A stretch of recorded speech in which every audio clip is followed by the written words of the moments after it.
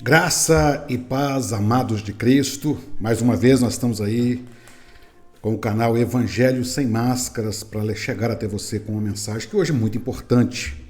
Eu peço a você que não pule esse vídeo. Nós vamos falar hoje um assunto aqui que de extrema importância, está ligado ao assunto de salvação, soteria.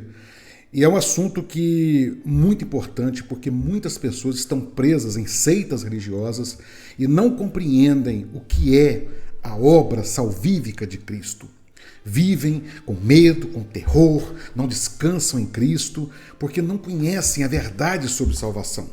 Porque se a verdade da salvação fosse pregada na pureza do Evangelho, não teria homem nenhum preso debaixo de julgo de homem. E os líderes religiosos não querem isso. As seitas religiosas não podem permitir isso. E mesmo que elas saibam que o que elas pregam é mentira, elas precisam de pregar a mentira, o engano, para prender as pessoas, para dominar as pessoas. Essa é a verdade.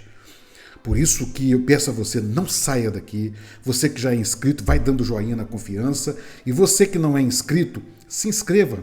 Ou aguarde, assista o vídeo até o final e entendeu que essa mensagem é o que você precisa para a sua vida espiritual. Então se inscreva e apoie este canal, compartilhando, dando joinha, comentando. Será uma honra tê-lo conosco aí como inscrito no nosso canal. Muito bem, antes de nós entrarmos no assunto, eu quero ler um texto junto com os irmãos aqui, que é de suma importância para nós compreendermos o assunto de hoje. Está em João, capítulo 16, versículos de 7 a 11. Disse Jesus: Todavia, digo-vos a verdade. Convém-vos que eu vá, pois se eu não for, o ajudador, tem uma tradução que diz o consolador, não virá a vós. Mas se eu for, tem uma tradução que diz, mas quando eu for, vô-lo enviarei. E quando ele vier, convencerá o mundo do pecado, da justiça e do juízo. Do pecado porque não creem em mim. Da justiça porque vou para meu Pai e não me vereis mais. E do juízo porque o príncipe deste mundo já está julgado. Irmãos, por que esse assunto é um assunto tão importante e um assunto ligado à salvação? Nós temos aprendido, irmãos, durante uma vida inteira, principalmente dentro das seitas religiosas, que salvação depende de você estar fazendo algo para ser salvo. Que salvação é ser religioso, que salvação é ser membro de uma instituição. E você fica preso num ciclo de obras intermináveis que nunca é suficiente. E ali entra o tripé do sistema religioso que eu já tenho ensinado aos irmãos, que é o medo, a culpa e a ganância. E as pessoas ficam presas em um ciclo vicioso de fazer o medo da condenação, o desejo de querer mais e nunca saem desse ciclo. É uma prisão eterna. Mas vem a palavra de Deus, ela vai nos ensinar o que é salvação. E é muito interessante esse texto, meus irmãos, que o Senhor Jesus aqui, ele está dizendo que ele estava indo ao Pai, ele estava falando da obra expiatória, ele estava indo à cruz, ele estava indo cumprir aquilo que ele veio cumprir, e que a partir do momento que ele cumprisse o que ele veio cumprir, ele estaria enviando ali o Consolador, o Espírito Santo, o ajudador, para ser derramado sobre a vida do homem. E ele foi à cruz, e o Espírito Santo desceu. Foi derramado sem medida, sem reserva, sobre a nossa vida, sobre a vida daquele que crê. Mas ele disse que o Espírito Santo convenceria o homem de 3 situações: do pecado, do juízo e da justiça. Há muito tempo eu vinha meditando nesta passagem porque eu ficava refletindo, falando, gente, mas se o Espírito Santo que convence o homem do pecado, por que os pastores, os líderes das seitas religiosas precisam controlar a vida dos seus adeptos? Se é o Espírito Santo que convence o homem do pecado, por que no dia de Santa Ceia é muito comum o pastor conversar com alguém antes e dizer: você não pode cear, porque você isso ou aquilo? Por quê? E essa reflexão, meus irmãos, a partir do momento que Deus começou a me mostrar a podridão da seita religiosa que eu estava, as mentiras, os enganos, e começou a me trazer de volta a palavra, é que eu comecei a entender o que quer dizer isso. Meus irmãos, a obra salvífica, quem opera na vida do homem é o Espírito Santo. As seitas não querem que você saiba isso porque elas vão perder o domínio sobre a sua vida. Quando você souber que a salvação agora é uma obra do Espírito Santo, não é obra de seita, não é obra de placa de igreja, não é obra de pastor, não é obra, é o Espírito Santo trabalhando na vida do homem, acabou o domínio, porque se torna um relacionamento direto com Deus. Então as seitas religiosas não querem que você saiba disso. Então elas ensinam que mesmo, e é uma artimanha maligna, eles dizem o seguinte: mesmo que a salvação tenha sido um ato de Deus, mas no processo da salvação você precisa participar. E como é participar no processo da salvação? É fazer aquilo que eles mandam. A seita a qual eu participava, por exemplo, há uma mensagem que diz salvação, ato e processo. No ato, o homem não participa, Deus elege o homem, mas no processo depende de mim. Você vai chegar no céu e bater no peito orgulhoso e falar: Senhor, eu estou salvo porque eu fiz isso, isso, isso. É isso que é ensinado. E o que é isso? É obedecer o presbitério, é fazer o que eles mandam, é andar sem questionar nenhuma palavra deles, mas típico de seita pseudo-cristã, que para dominar a mente do homem, ele age dessa forma. E essa é a tática das seitas religiosas. Então, não é o Espírito Santo que vai convencer o homem, mas é um trabalho da instituição que vigia a vida dos seus membros. Então aí nós temos a chamada lei da fofoca, é muito comum, a lei da fofoca, onde o membro fica sabendo que o outro errou e já conta para o pastor, para o diácono, e vai tomar as disciplinas. Recentemente nós estávamos aqui numa caminhada, uma família deixou o nosso grupo e foi para outro lugar, porque um dos jovens que estava conosco havia ido a uma festa religiosa, a uma festa mundana, e ele, quando voltou daquela festa, ele me procurou, arrependido, triste, dizer que sentiu tão mal naquilo, que aquilo não era ambiente para ele. E eu orei com ele ali, abracei com ele, chorei com ele, falei: glória a Deus, meu irmão, que você foi e viu que aquilo lá não é para você mais. E abracei ele, ele continuou ali junto na comunidade, fazendo aquilo que ele fazia. E esta família de santões, que inclusive nenhum deles caminha em lugar nenhum, ficaram indignadas porque eu tinha que ter dado a disciplina pastoral para eles. Por quê, meus irmãos? Foram doutrinados que quem governa a igreja é pastor. Essa lorota que seita fica falando: essa obra é governada pelo Espírito Santo. Isso é tudo balela, porque as seitas dominam as pessoas através de uma lavagem cerebral. Elas não permitem o Espírito Santo de trabalhar na mente dos homens. Então, Jesus diz: ele virá e ele vai convencer do pecado, do juízo e da justiça. Vamos lá, do pecado. Meus irmãos, não há obra salvífica sem reconhecimento do pecado. Não há. Eu fico muito assustado. Eu fiquei 22 anos dentro de uma seita e o que não se via naquele lugar eram pessoas chorando, pedindo perdão dos pecados.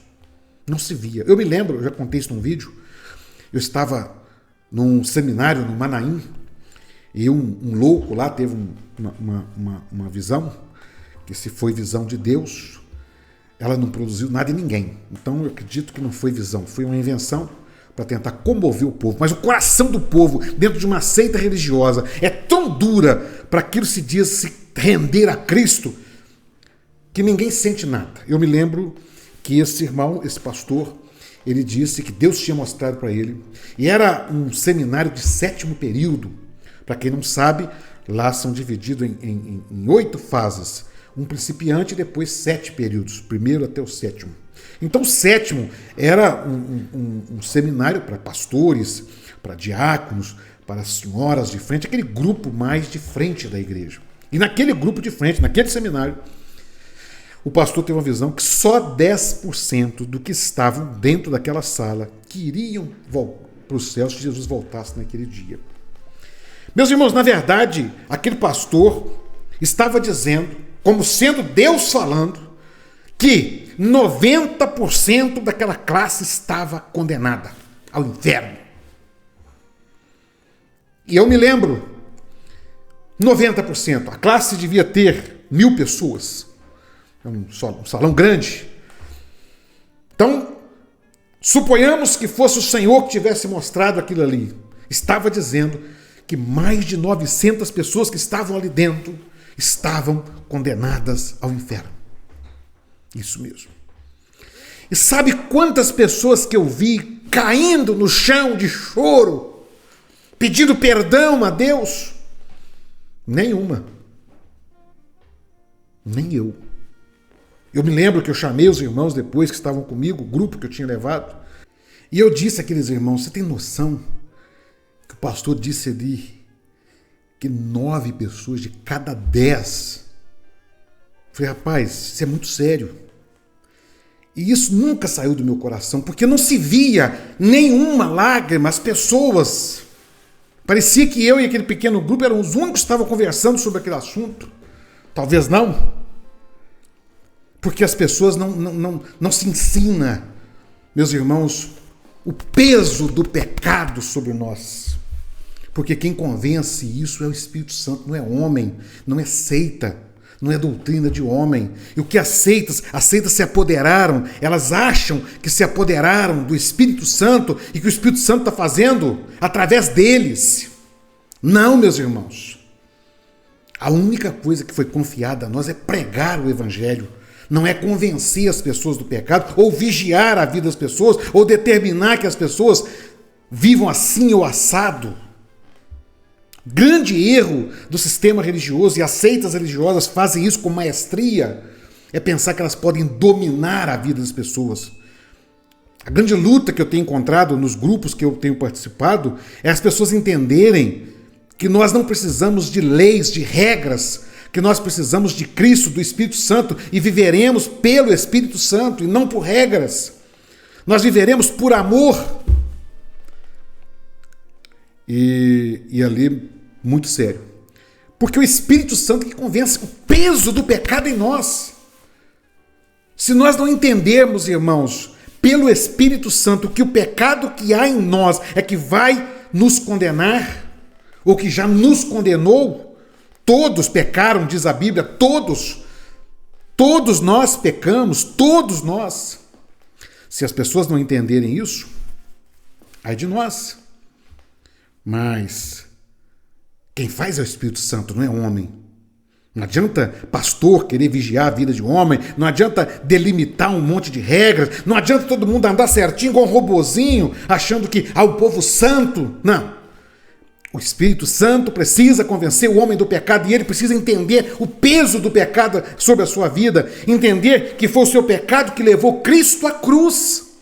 Se eu não entendo que os meus pecados me levaram Cristo à cruz, eu não entendi o que é condenação. E é o Espírito Santo. Depois o Espírito Santo convence o homem do juízo e da justiça. Meus irmãos, da justiça, porque disse Jesus que ele ia ao Pai. Da justiça, porque no Velho Testamento nós vemos Deus revelando o seu caráter inegociavelmente com o pecado. O salário do pecado é a morte. Não tem negociação. Deus é justo. Deus é justo. Deus é justo. E agora, uma vez que o salário do pecado é a morte, o juízo de Deus, que o Espírito Santo convence o homem do juízo, o juízo de Deus precisa ser derramado sobre o homem que reconheceu que é pecador. Olha que coisa profunda, tremenda, linda. Quando eu entendo que eu sou pecador, eu entendo que eu mereço o juízo de Deus. É a ira de Deus, porque o homem pecou. Você pode dizer que não tem nada com Adão, você pode dizer, mas você, eu somos pecadores. Quando eu não entendo o quão pecador eu sou, eu também não entendo o que é a graça de Deus. É aí, meus irmãos, que entra o juízo e a justiça de Deus. Deus vai manifestar o seu juízo, a sua ira sobre os homens. Mas o que fez Jesus? Aleluias! Jesus foi à cruz. E num ato de amor inexplicável, não tente explicar, não há explicação, não há respostas para isso. Isso é o amor de Deus. Deus derramou a sua ira sobre Cristo. Deus derramou a sua ira, a sua fúria contra o pecado, derramou sobre Jesus. É o seu juízo.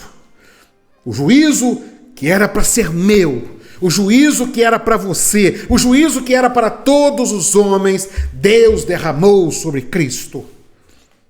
Ah, meus irmãos, e quem te convence isso é o Espírito Santo. Isso não é religião, isso não é seita, isso não é cristianismo, isso é evangelho.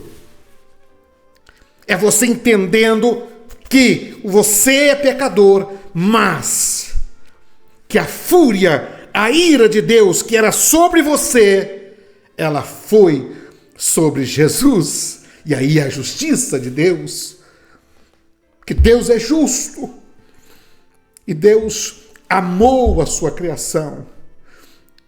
O homem perdeu o direito ao Éden, ele foi expulso do Éden, ele perdeu o direito à árvore da vida. Mas Deus é justo. Seria Deus injusto se não desse novamente a oportunidade ao homem de voltar. Mas ele não foi oportuno o homem voltar por forças próprias, que ele não conseguiria. Porque uma vez o pecado cegou, o pecado o dominou, o pecado o tirou da glória de Deus. Então o Espírito Santo vem fazer isso em nós. E Deus então nos faz ver através do Espírito Santo que o pecado que estava sobre nós, Jesus tomou sobre ele na cruz. E a ira de Deus foi sobre ele, e a justiça de Deus veio sobre nós, quando nos abriu novamente a porta da graça. Isto é salvação, irmãos. Isto é relacionamento com Deus. Não sou eu viver dentro de uma seita, cumprindo ordens, preceitos, faz isso, faz aquilo, se você não fizer isso, você não vai alcançar aquilo. Isso é coisa de homem, isso é coisa demoníaca. Salvação agora é o seu relacionamento com Cristo. Aleluias! Tremendo!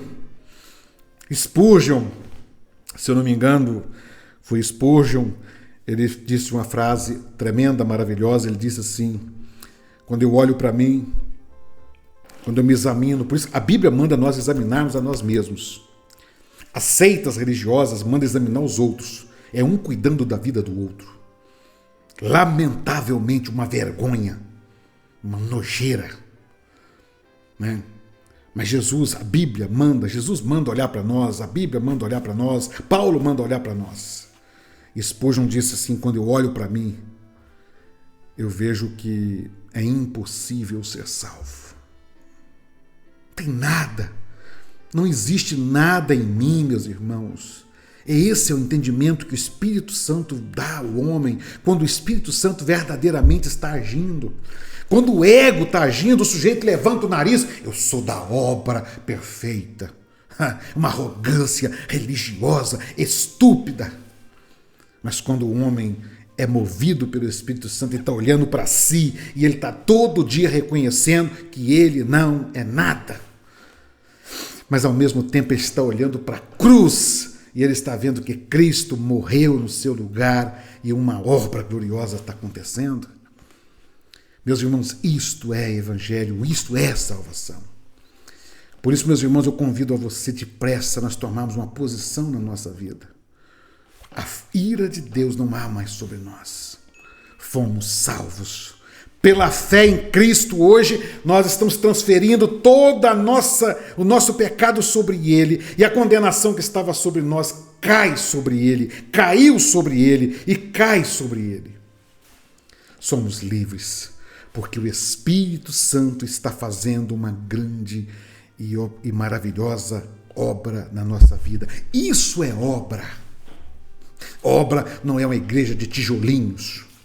Obra não é um CNPJ. Obra não é um título. Obra não é um grupinho miserável de homens ordenando o que os outros têm que fazer. Obra o que a palavra nos ensinou que o Espírito Santo está fazendo. E não sou eu que faço a obra, é o Espírito Santo que faz a obra em mim. A única coisa que eu faço se tirar o Espírito Santo de mim é pecar. Tira o Espírito Santo. A única coisa que sobra é a soberba, é a arrogância. Por isso que o homem nas seitas religiosas ele é tão soberbo, porque o Espírito Santo está longe. O Espírito de Deus está longe. Meus irmãos, voltemos à simplicidade do Evangelho, voltemos à palavra, porque aí você não vai estar debaixo de domínio de nenhum homem neste mundo. Você vai estar vivendo direto com Deus. Porque salvação não é uma religião, salvação não é uma placa de igreja, evangelho não é cristianismo. Salvação, evangelho é uma forma de vida. E não é viver a obra não é viver a Maranata como forma de vida, ou viver a Universal como forma de vida, ou a Assembleia de Deus como forma de vida. Não, esquece disso. É viver o que Cristo trouxe para nós. Simples, claro. Ele operando em nós todas as coisas. Porque por Ele, para Ele, dele são todas as coisas.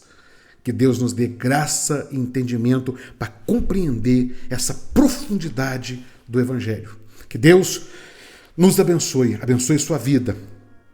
Que possamos ter a clareza do que Deus está fazendo em nós. E até o próximo vídeo, se Deus quiser.